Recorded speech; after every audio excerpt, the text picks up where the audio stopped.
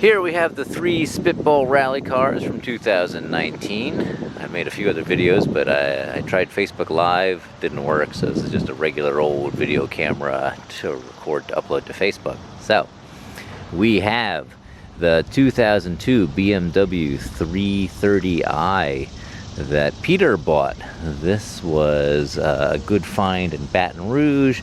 Actually made the connection through a 944 friend of mine.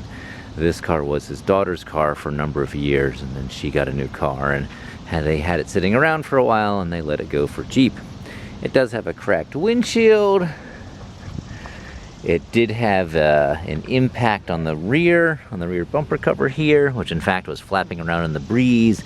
So we had to do a little stitching there with some zip ties to get that in place, but otherwise that's good. Good to go. Out of the 4 windows, 3 of them do not work, but the driver's window works, so at least it's easy to pay tolls and get parking tickets at garages and stuff like that. The interior is actually in pretty decent shape, given the miles. I think it's like 160,000 miles or so. So not too shabby. It is a 5-speed. It is pretty fun to drive. It's pretty tight. Brakes work well, suspension feels pretty good. It's actually a good driving car, despite it's got the most warning lights on. Check engine light, ABS, traction control, cruise control doesn't work. Fair number of little stuff like that. The AC is charged up, though it doesn't hold a charge for very long, the owner told us. But the AC's been working enough for this trip, so that the lack of windows going down has not been a problem. The sunroof does work, so that's a good thing. So yeah, so there you have it, Mars Red 2002 BMW 330i with well, some cosmetic damage, but otherwise not too bad. And then over here you've got the Toyota Solara. This is a 2000 with 106,000 miles. It's actually the oldest of the 3 cars and the lowest miles of the 3 cars. This came with a pretty sizable dent here behind the passenger side door. And in fact, the passenger side door looks like it's a replacement door because it is not dented and the color, it's a little hard to see probably here in this video, but the color does not quite match the rest of the car. So it's probably a replacement door that was put on here. It does have homemade racing stripes that my son Flynn put on out of racer's tape, but I do have to say in the heat the racer's tape is kind of bubbling up.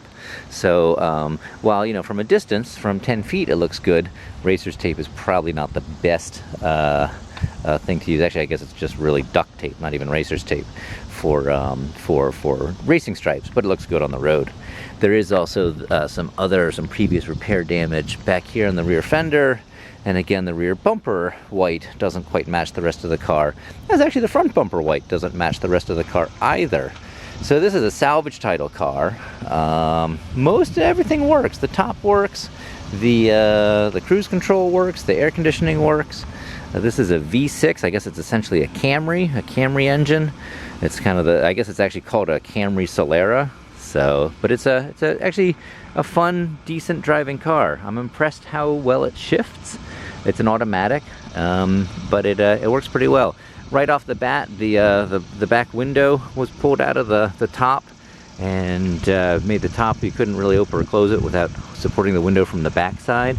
But I got some 3M window weld, and we glued it back in place in a horrific thunderstorm in a parking garage, while a thunderstorm was happening outside. And now it's good. It goes up and down, and it's keeping the rain out. It's doing its job. Here's it from the front. You can see our excellent racing stripes. They're a little wavy. Actually, the spacing's a little funky, but overall makes it, you know, the racing stripes have to add at least 5 horsepower and, you know, 2 seconds in the quarter mile. And then the last car, this is a 2001 Chrysler PT Cruiser, also a salvage title car with a relatively horrific dent in the passenger side door, which prevents this window from going down. But the other windows work, and the sunroof works as well. The cruise control works in this car, which is a pretty good thing. This, I think, is 130,000 miles. So the headlights are kind of frosty, but other than that one dent, it's relatively straight and clean. Other than, you know, and then the clear coat's all peeling. It is a 5-speed, which is pretty rare, pretty unusual to have a 5-speed PT Cruiser, but it is a 5-speed manual. The clutch, a little funky. It actually came with a clutch slave cylinder in a box in the trunk, which we've been saying if, you know, need be, we can change on the road, but it's been shifting just well enough. We have not done that change yet, so it may make it all the way home without needing a major repair. The steering wheel is quite sticky, so we were able to, this is Karsten's car. Karsten was able to pick up a nice steering wheel cover for it, which I think greatly improves the look of the interior. And this car, all 3 cars, oh, this car also has something going up in the suspension on the front left here. There's a bit of a shimmy in left-hand turns. We don't know if it's a CV joint or if it's like a control arm bushing, but as long as she's gentle on the left-hand turns, she says it's not too bad. So we will just keep tabs on that. So there you have it. These are our 3 Spitball Rally cars for this year. We have gone well over 1,000 miles so far, and we're in Northern Virginia. Started the route in Louisiana, stopping for the night in Mississippi, and stopping for the night in Tennessee and North Carolina. We did Tail of the Dragon. We did Barber Motorsports Museum. We did about 120 miles on the Blue Ridge Parkway. So we've come and seen and done a lot. So it's now time to get everyone loaded up and continue on the next day's journey. We are going to make it all the way home tonight. If all things go as planned, we're going to stop for dinner at the Rubin Performance Garage and Barbecue Company in northern New Jersey, and then back to New York to go home. So I will just end this by seeing if I can do a video of the top of the Solara going down.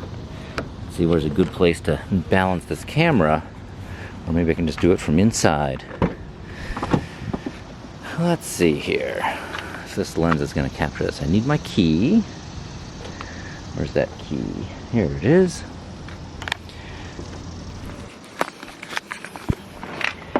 So put the key in the ignition here. We have to unhook the latches at the top, and then press the open button, and there it goes.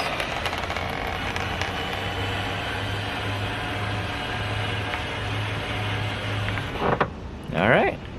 We are ready for a day of adventuring in the convertible. I've made a point to drive it, unless it's pouring rain, light rain, I keep the top down.